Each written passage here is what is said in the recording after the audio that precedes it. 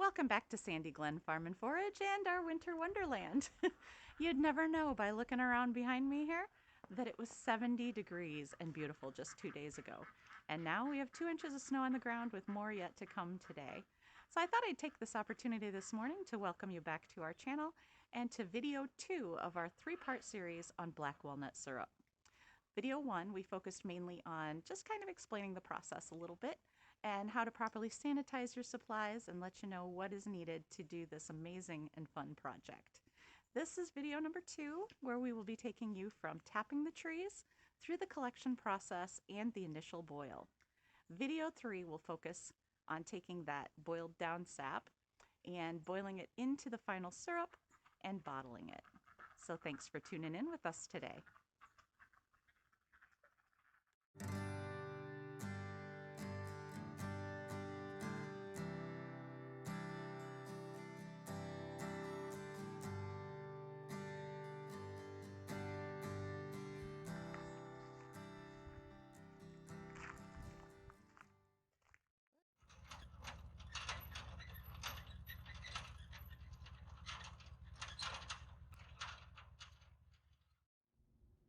So when we get ready to tap the trees, we place a collar on the drill bit about 1.5 inches from the end so we don't drill too deep into the tree. Then you want to choose a spot roughly 2 to 3 feet off the ground. We prefer to keep them a little lower, and then drill at a slightly upward angle.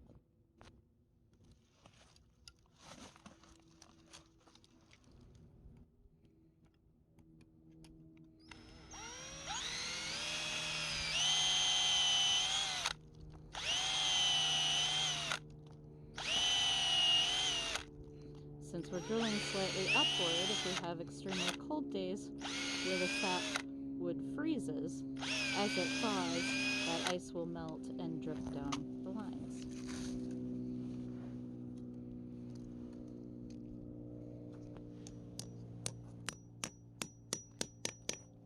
You want to gently tap your spile into the tree, attach your line, and then make sure that the line is securely inserted into the hole in your bucket, the lid of your bucket or your jug or whatever you're using as your collection vessel. We like the jugs because rainwater, snow melt can't sit on top of the lid and melt and run in and contaminate the sap. And it also makes it extremely difficult for raccoons to access it. So 1 tree down, 49 to go. Couple more things to keep in mind when you're tapping. Number 1 is that the sunny side of the tree tends to run earliest, and when you insert your lines you want to make sure that they go completely downhill. You don't want any place where it curves, comes back up and down, because sap will get stuck in the line in that low area, and then it's likely to mold there or freeze, and it can definitely back things up and slow you down. Make sure you don't get all the sap you would normally. It's also a good idea to tuck your jugs, if your lines are long enough, around the back side of the tree so that they're somewhat shaded from the sun so that they don't mold as quickly. Okay. Good. Another thing to keep in mind when you're drilling is your drill depth. You want to make sure you get through the bark, of course, but as you start to drill, you'll see the darker color of the bark wood, whoops, on the drill bit there, and then you see the light color of the sapwood. You don't want to drill far enough that you're hitting heartwood, which will be a little darker.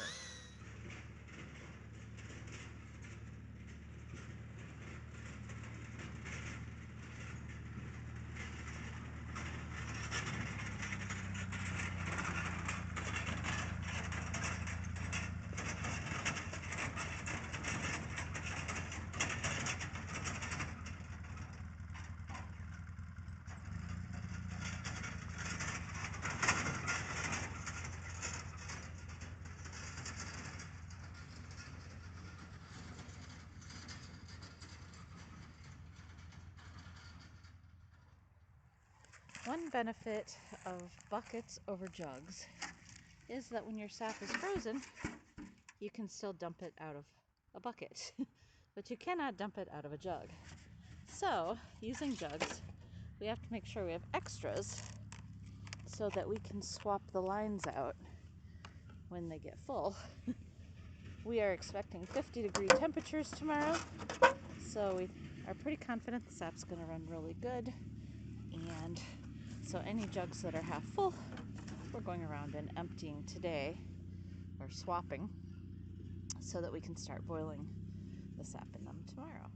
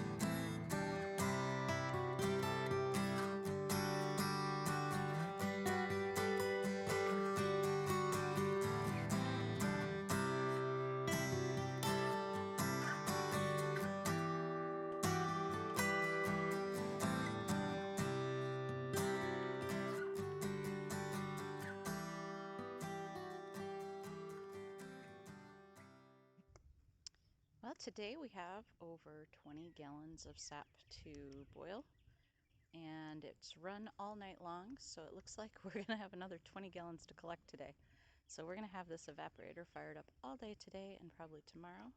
It's about 9:30 in the morning, and we've got a good fire going in there.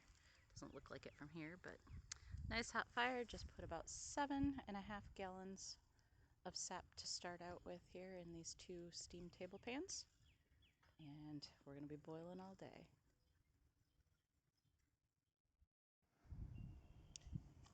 As your sap begins to come to a boil, it's going to start to foam up.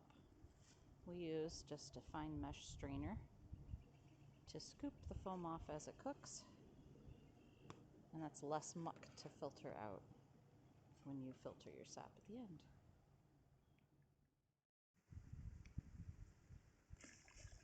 As it cooks down, you just add a little bit more here and there and bring it back to a boil and keep it going.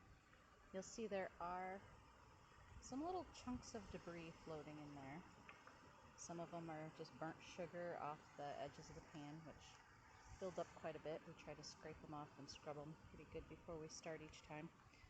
But you will have a little bit of debris in there, which isn't a problem because in the next step, once we've cooked it down a bit, we will be filtering it before we do the final boil.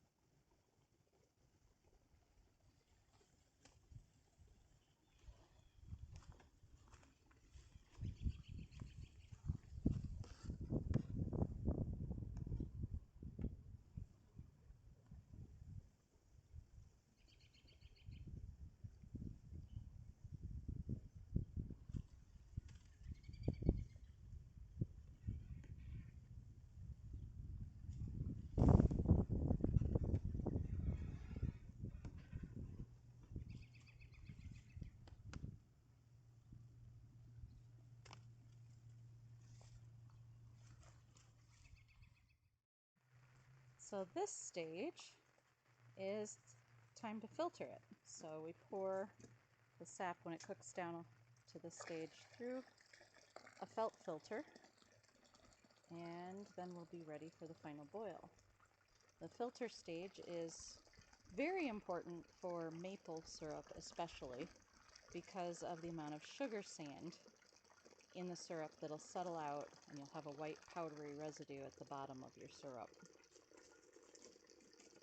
There's not as much of it with black walnut, but there is a little bit. So this step should take care of that.